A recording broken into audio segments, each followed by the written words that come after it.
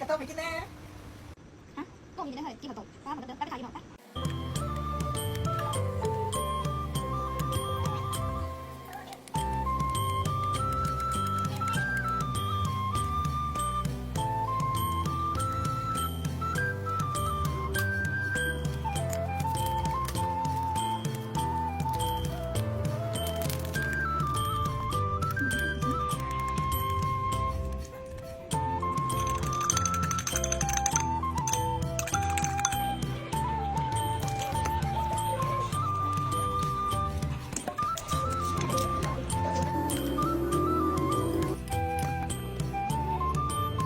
สิแต่เรื่องกลางคืนจะใส่ถึงไม่เห็นอันเห็นนี่ไปว่าที่เป็นจักริ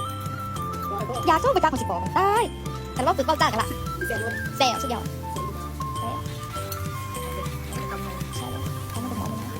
มีเนื้อมะพร้าวด้วย